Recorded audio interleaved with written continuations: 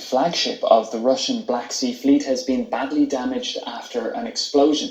The Russian Defense Ministry said a fire caused ammunition to detonate. It didn't say what caused the blaze, but did say the entire crew of 500 sailors had been evacuated. However, Ukrainian officials claim 2 of their missiles hit the ship. I'm now joined by military analyst and former general in the UK Armed Forces, Chris Deverell. Chris, thank you for joining us here on DW.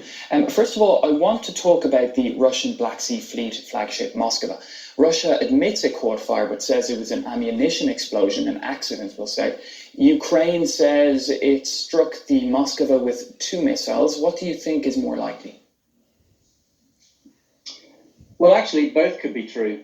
It could be the case that Ukrainian missiles struck the ship, which caused an ammunition explosion. That's a distinct possibility.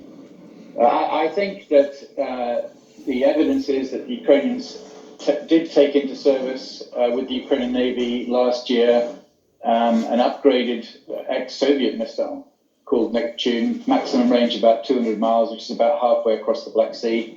They have demonstrated their ability to hit Russian ships before, destroying a landing support vessel, the Orsk, in the port of Berdyansk near Mariupol, in the Sea of Azov, fairly recently. So I suspect the answer is indeed the case that the Moskva has been sunk or is badly damaged by Ukrainian missiles.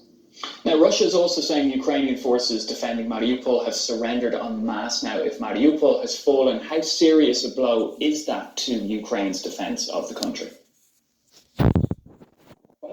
Firstly, I don't think we know that it has fallen. I mean, the Russians are reporting large-scale surrenders, but the Ukrainians haven't confirmed that, and they say that fighting is still ongoing. I think the evidence is that it's a matter of time before eventually Mariupol falls, because the Russians have overwhelming superiority of numbers there, and the Ukrainians are surrounded.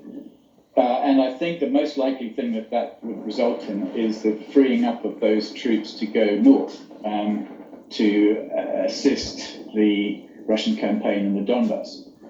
An alternative is that they would go in the opposite direction towards Odessa. But I think it's now looking as if the Russians have given up on trying to take Odessa.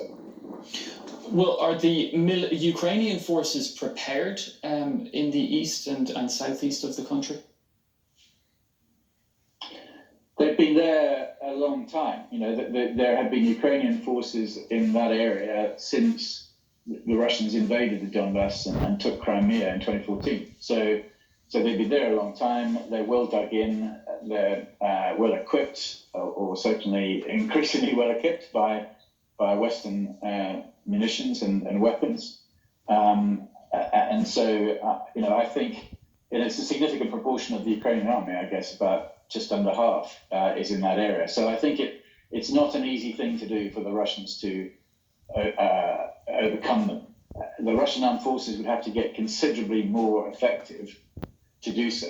I don't think they're going to succeed even with their more limited objectives. What they can do is a lot of damage to Ukrainian infrastructure and kill a lot of civilians.